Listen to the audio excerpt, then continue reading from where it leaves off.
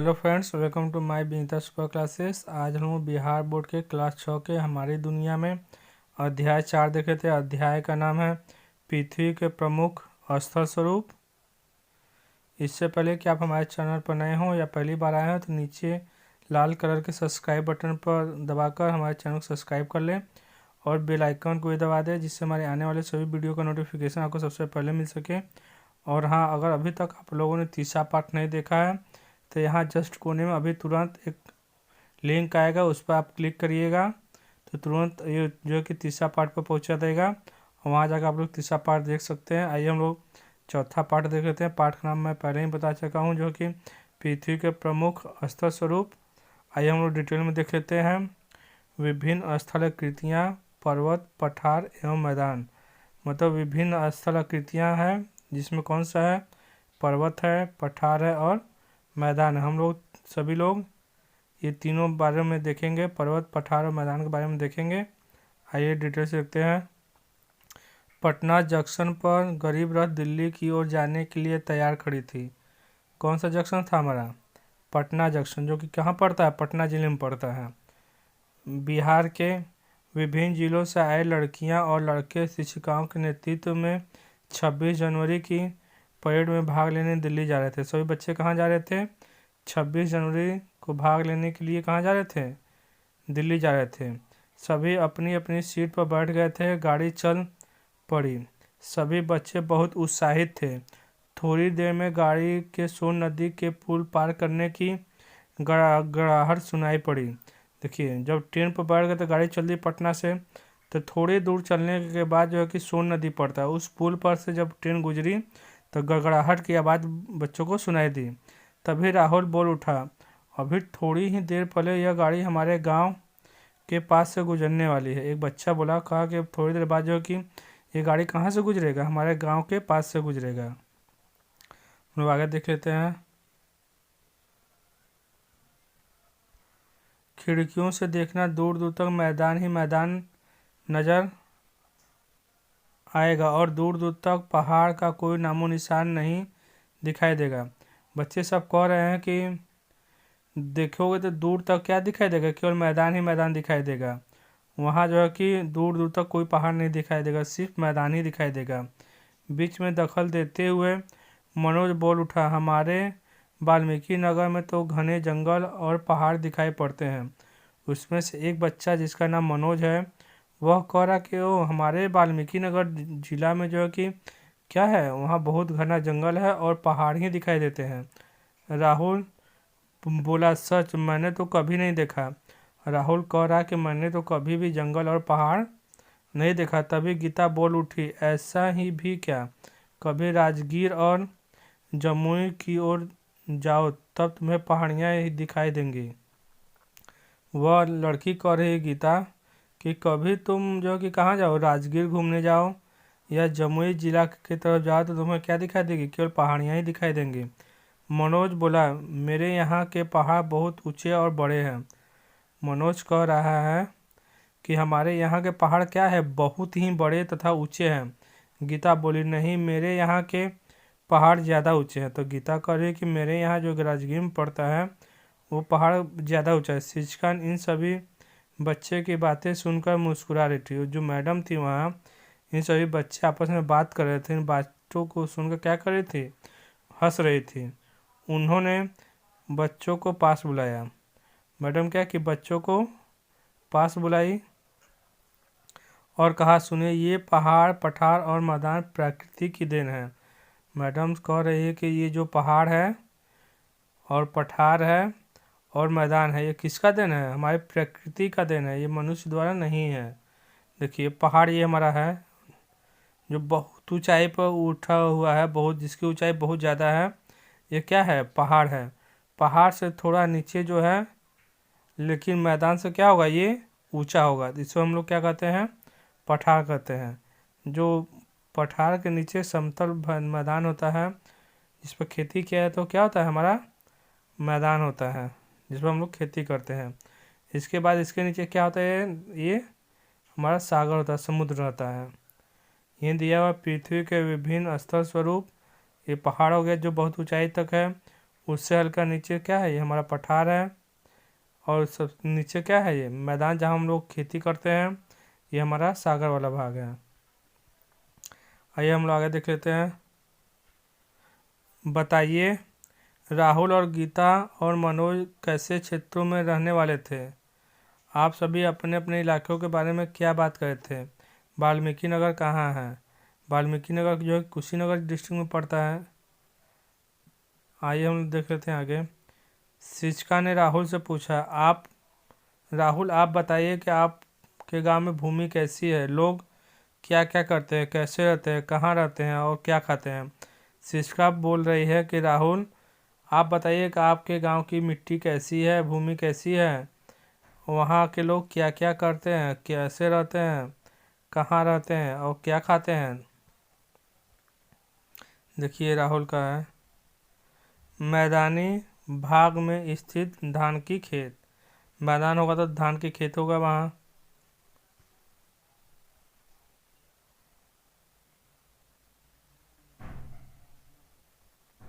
राहुल बोला, हमारे गांव में दूर दूर तक समतल भूमि है, न कहीं अधिक ऊंची है न कहीं अधिक नीची है। राहुल बोल रहा है, मैडम जी हमारे गांव की भूमि क्या है, बहुत ही समतल है, न कहीं अधिक ऊंचाई पर है न कहीं गहराई पर है। इसमें लोग धान, गेहूँ, चना, ईख इत्यादि फसलें उपजाते हैं। और कहा कि मैडम यहाँ के लोग क्या पैदा करते हैं, धान पैदा करते हैं, फिर रबी के सीजन में गेहूँ पैदा करते हैं, चना पैदा करते हैं, ईख पैदा करते हैं। नदी एवं तालाब भी है हमारे गांव में, क्या है, एक नदी है और तालाब भी है। कृषि कार्य के लिए लोग वर्षा पर आधारित है। और कृषि कार्य के लोग किस पर निर्भर रहते हैं, वर्षा पर निर्भर रहते हैं। बरसात के दिनों में पानी खेतों में रुक जाता है। सिंचाई के लिए वर्षा का जल भंडार आहार में भी किया जाता है। देखिए सिंचाई के लिए जो कि बरसात का पानी तो ज़मीन पर रुक जाता है, जिससे वहाँ सिंचाई हो जाता है। आगे हम देखते हैं। कुछ जगहों पर नहरों की व्यवस्था है, नदियों में बांध बनाकर पानी खेतों तक पहुँचाया जाता है। कह रहा है मैडम जी कुछ जगह क्या है, नहरों का भी व्यवस्था है। इसके लिए क्या किया, नदियों पर बांध दिया जाता है और उस पानी को कहाँ पहुँचा दिया जाता है, खेतों तक पहुँचा दिया जाता है। हर तरफ मिट्टी एक जैसी नहीं है, मिट्टी एक जैसी नहीं है, कहीं चिकनी है तो कहीं दोमट है। खेतों की जुताई के लिए हल, बैल, ट्रैक्टर एवं पावर टिलर का उपयोग किया जाता है। कह रहा है मैडम जी मिट्टी भी कई रंग के हैं, जैसे कहीं चिकनी है तो कहीं दोमट है और कहीं काली भी होगा। और खेतों की जुताई के लिए क्या क्या करते हैं, प्रयोग करते हैं, हल का प्रयोग करते हैं, बैल का प्रयोग करते हैं, ट्रैक्टर का प्रयोग करते हैं और पावर टिलर का प्रयोग करते हैं। चिकनी मिट्टी को केवल मिट्टी भी कहा जाता है। चिकनी मिट्टी को क्या कहता है, केवाल मिट्टी कहा जाता है, जिसमें धान की फसल खूब होती है। हमारी चिकनी मिट्टी में कौन सी फसल अच्छी होती है, धान की फसल बहुत अच्छी होती है। दलदली मिट्टी में दलहन की फसल खूब होती है। अगर जो है कि दलदली फसल है तो मिट्टी है तो कौन सा फसल होगा, उसमें दलहन का फसल बहुत अच्छा होगा। कई गांव पक्की सड़क से जुड़े हुए हैं। और कह रहा मैडम हमारे कई गांव जो है कि किससे जुड़े हुए हैं, पक्की सड़क से जुड़े हुए हैं। तो कई गांव कच्ची सड़कों से, तो उसमें बहुत से ऐसे छोटे गांव हैं जो किससे जुड़े हुए हैं, हमारे कच्ची सड़कों से जुड़े हुए हैं। यहाँ पर बैलगाड़ी, ट्रैक्टर, ठेला, ऑटो आदि से सामग्रियाँ, पशु का चारा इत्यादि ढोए जाते हैं। कह रहा मैडम जी हमारे गांव में जो कि बैलगाड़ी से, ट्रैक्टर से, ठेला से, ऑटो से जो कि पशुओं के लिए जो है कि और सामग्रियों के लिए ढोया जाता है, पशुओं की सामग्री ढोया जाता है। कुछ लोग बस और रेलगाड़ी से शहर में नौकरी करने जाते हैं। और कह रहा कि मैडम जो कि कुछ लोग बस और ट्रेन, हमारी रेलगाड़ी से नौकरी करने के लिए कहाँ चले जाते हैं, शहर में चले जाते हैं, तथा शाम में घर वापस आ जाते हैं, तथा नौकरी करके शाम में क्या करते हैं, घर लौट आते हैं। कई गांवों में नदी नालों के किनारे सरकार ने पेड़ भी लगवाए हैं। और कुछ लोगों ने अपनी ज़मीन में लकड़ी और फल के बगीचे भी लगा रखे हैं। कह रहा मैडम जी सरकार ने भी नदी किनारे, नहर किनारे, रोड पर क्या पेड़ लगवाया हुआ है। तो कुछ लोग अपनी ज़मीन में भी लकड़ी और फल लकड़ी के लिए और फल बेचने के लिए बगीचे लगाए हुए हैं। शहरी क्षेत्र के नज़दीक वाले खेतों में सब्जियों की खेती की जाती है, और जो हमारे शहर के नज़दीक गांव है वहाँ का सब्जियों की खेती किया जाता है, जिससे वो महंगा बिक सके। साथ ही घरों के नज़दीक वाली ज़मीन पर कुछ किसान सब्जियां भी उगाते हैं जिनकी बाज़ार में खूब मांग है, और कुछ किसान ऐसे हैं जिनकी ज़मीन जो कि घर के नज़दीक है वो क्या उगाते हैं, सब्जियां उगाते हैं और अच्छे दाम पर बाज़ार में बेच देते हैं। रहने के लिए पक्के व कच्चे मकान हैं, और हमारे गांव में रहने के लिए पक्के और कच्चे दोनों प्रकार के मकान हैं। खाने में भात रोटी, दाल सब्जी, दूध दही, चूड़ा सत्तू एवं चना प्रमुख है। अब हम लोग क्या खाते हैं, हमारे गांव के लोग भात खाते हैं, रोटी खाते हैं, दाल खाते हैं, सब्जी खाते हैं, दूध खाते हैं, दही खाते हैं, चूड़ा खाते हैं, सत्तू, इसके साथ साथ चना भी खाते हैं। हम लोग आगे देख लेते हैं। बहुत अच्छा राहुल, आपने बहुत अच्छी बात बताई। शिक्षिका ने बात आगे बढ़ाते हुए कहा, प्रायः नीची और समतल भूमि का प्रदेश मैदान कहलाता है। मैडम कह रहे कि प्यारे बच्चों, जो कि प्रायः नीची और समतल भूमि होगी तो हम लोग उसको क्या कहेंगे, मैदान कहेंगे। मैदानों की सबसे बड़ी विशेषता यह कि वे समुद्र से नीचे हो सकते हैं। देखिए, मैदान की सबसे बड़ी विशेषता क्या है, ये समुद्र से ऊंचे या नीचे भी हो सकते हैं, परंतु अपने समवर्ती पठार तथा पर्वत से ऊंचे नहीं हो सकते। लेकिन ये समुद्र जो क्या है, ये पठार और जो कि पहाड़ से ऊंचे नहीं हो सकते हैं। यह प्रायः एक ही प्रकार की मिट्टी से बने होते हैं जिसमें थोड़ा बहुत स्थानीय अंतर हो सकता है, और ये मैदान जो कि प्रायः एक ही प्रकार की मिट्टी से बने होते हैं, थोड़ा बहुत अंतर हो सकता है। हम लोग आगे देख लेते हैं। मैदान के मुख्यतः 3 प्रकार के होते हैं। मैदान कितने प्रकार के होते हैं, मैदान मुख्यतः 3 प्रकार के होते हैं। आइए हम देख रहे हैं तीनों प्रकार। अपर्दन मूलक मैदान, वे मैदान जिनकी संरचना में अपर्दन की क्रिया का प्रमुख हाथ रहता है अपर्दन मूलक मैदान कहलाते हैं, जैसे फिनलैंड का मैदान, उत्तर यूरोप और कनाडा के पूर्वी क्षेत्र का मैदान। देखिए, अपर्दन में इस कटने के कारण जो उस मैदान का निर्माण होता है हम लोग उसको क्या कहते हैं, अपर्दन मैदान कहते हैं। जैसे फिनलैंड का मैदान हो गया, उत्तर यूरोप और कनाडा का पूर्वी क्षेत्र का मैदान हम लोग हो गया। हम लोग देख रहे हैं निक्षेपण मूलक मैदान, निक्षेपण की क्रिया के द्वारा नदियों, हिमानी वायु तथा सागरी तरंगों से जो मैदान बनते हैं उन्हें निक्षेपण मैदान कहते हैं। जैसे केरल के तट के मैदान, हंगरी का मैदान, जिससे क्या होगा, केरल तट का मैदान हो गया हमारा, हंगरी का मैदान हो गया। और हम देखें तीसरा रचनात्मक मैदान, इस प्रकार के मैदानों का निर्माण पृथ्वी के आंतरिक हलचलों द्वारा होता है। जैसे उत्तर अमेरिका का मध्यवर्ती मैदान, इस मैदान का निर्माण किस प्रकार से, पृथ्वी के अंदर जो हलचल होगा उसके कारण उस मैदान का निर्माण होता है। जैसे उत्तरी अमेरिका का मध्यवर्ती मैदान। मैदानी क्षेत्रों में जीवन यापन के लिए भोजन, जल, आवास एवं परिवहन की सुविधाएं आसानी से उपलब्ध होती हैं। देखिए, अगर मैदानी क्षेत्र है तो हमारा वहाँ जीवन यापन के सभी कुछ आसानी से मिल जाता है। ऐसे क्षेत्रों में सड़क मार्ग, रेल मार्ग एवं अन्य सुविधाएं आसानी से प्रदान की जा सकती हैं।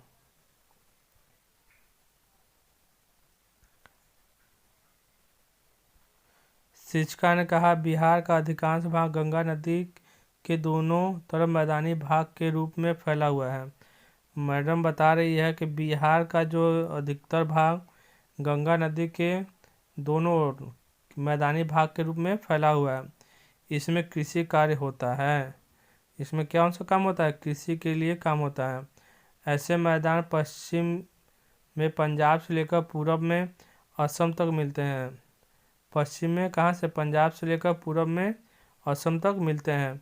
ये इलाके सतलज, गंगा और ब्रह्मपुत्र के मैदान कहलाते हैं। ये इलाके क्या कहलाएंगे, सतलज, गंगा और ब्रह्मपुत्र के मैदान कहलाते हैं। यह पूरा मैदानी क्षेत्र अन्न उत्पादन के लिए प्रसिद्ध है। ये सतलज, गंगा, ब्रह्मपुत्र पुत्र का मैदान क्या किस लिए प्रसिद्ध है? फसल उत्पादन के लिए बहुत प्रसिद्ध है। इसे भारत के उत्तरी विशाल मैदान के नाम से जाना जाता है। हम लोग इसे किस नाम से जानते हैं? भारत का उत्तरी विशाल मैदान के नाम से जानते हैं। हम लोग आगे देख लेते हैं पठार। शिक्षिका की बातें सुनकर बच्चे आपस में बातें करने लगे। तभी शिक्षिका ने कहा, मैदानी भागों के अलावा हमारे देश में पठारी क्षेत्र भी है, क्या आपको मालूम है? मैडम कह रही है कि जो कि मैदानी भाग के अलावा भारत में कुछ क्षेत्र पठार का भी है। आप लोग इसके बारे में पता है? बच्चों ने नहीं में सिर हिलाया। बच्चे कहेंगे, मैडम जी हमें तो इसके बारे में पता नहीं है। तो शिक्षिका कह रही है, शिक्षिका ने बताया, पठार आसपास की भूमि से ऊंचा होता है। मैडम कह रही है कि पठार कैसा होता है? मैदान जो होता है उससे थोड़ा क्या होगा, ऊंचा होगा, तथा उसके ऊपर का भाग सपाट होता है। पठार के ऊपर का भाग कैसा होगा? नुकीला नहीं होगा, सपाट होगा। पठार की ऊंचाई कुछ 100 मीटर से लेकर कई हजार मीटर तक हो सकते हैं। और पठार की ऊंचाई कितना? कुछ 100 मीटर से लेकर कई हजार मीटर तक हो सकते हैं। कुछ पठार तो हजारों किलोमीटर क्षेत्र में फैले होते हैं और कुछ पठार जो है कि बहुत लंबे चौड़े होते हैं। हमारे देश के दक्कन का पठार तथा छोटा नागपुर का पठार इसके अच्छे उदाहरण हैं। हमारे देश का जो है दक्कन का पठार बहुत प्रसिद्ध है और छोटा नागपुर का पठार भी बहुत ज़्यादा प्रसिद्ध है। तिब्बत का पठार संसार का सबसे ऊंचा पठार है और हम तिब्बत का पठार जो पड़ोस देश का है वो क्या है? सबसे ऊंचा पहाड़ है। पामीर के पठार को संसार की छत कहा जाता है। पामीर के पठार को हम लोग क्या कहते हैं? संसार का छत कहते हैं। आपसे पूछे कि संसार का छत किसे कहा जाता है, तो हम लोग कहेंगे पामीर के पठार को। देखिए ये बनाया हुआ है हमारा जो रेड है।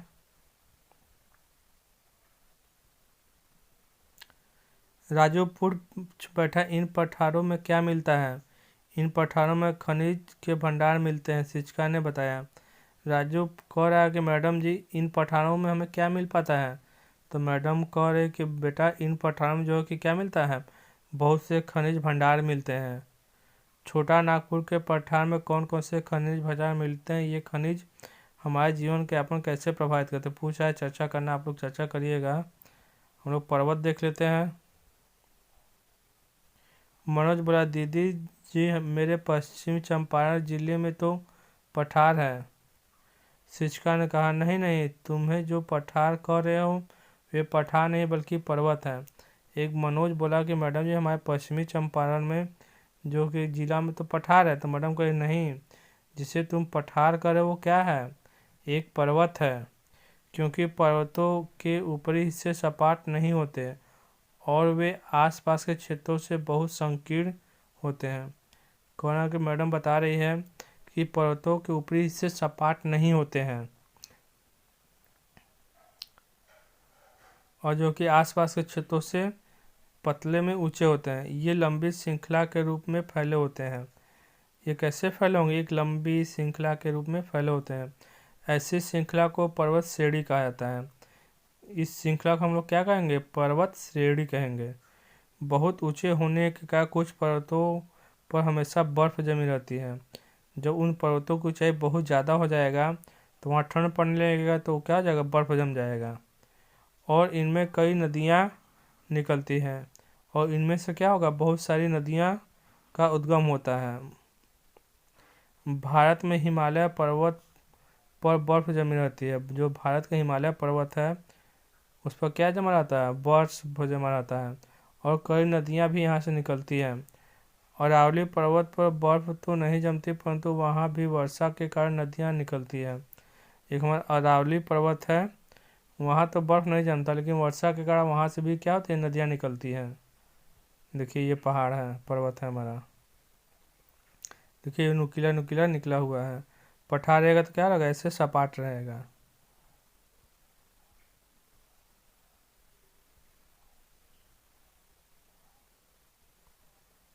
हिमालय के पर्वत की अधिक ऊंचाई के कारण उसके शीर्ष भाग में बर्फ जमे रहते हैं। हिमालय पर्वत अधिक ऊंचाई के कारण उसके ऊपरी वाले भाग हमेशा क्या होता है? बर्फ जमा हो जाता है। लेकिन कम ऊंचाई के कारण अरावली पर्वत पर बर्फ़ नहीं जमती। लेकिन कम ऊंचाई का अरावली पर जो कि बर्फ़ नहीं जमता है। लेकिन हाल ही के दिनों में वहाँ भी तो बर्फ़बारी हुई, दीदी ने मनोज से कहा। लेकिन मैडम कह रही हैं कि हाल ही के दिनों में वहाँ भी कुछ बर्फ़बारी हुआ है। मनोज कह रहा है हाँ हुई है, और ऐसा होना पर्यावरण में बदलाव का संकेत है, दीदी बोली। कह रहा कि हाँ वहाँ पर जो बर्फ़बारी हुआ है, जो कि ऐसा होना पर्यावरण में जो हमारा बदलाव हो रहा है उसका क्या है, संकेत है। हम आगे देख लेते हैं।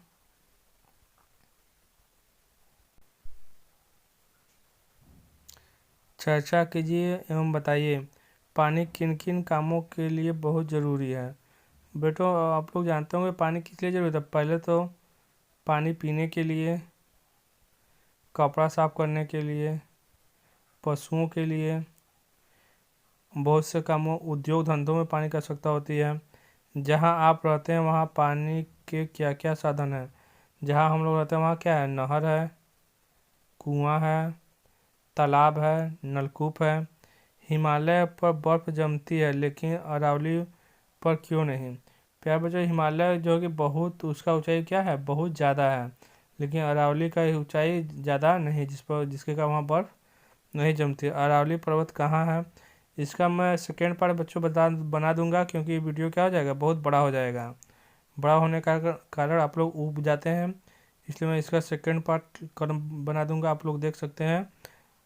प्यारे बच्चों, वीडियो पसंद है तो लाइक करें, चैनल को सब्सक्राइब करें और अपने दोस्तों के साथ शेयर करना ना भूलें। आपका लाइक करना ही हमारे मेहनत का फल है। गर्व से कहें हम सब भारतीय हैं। जय हिंद, जय भारत।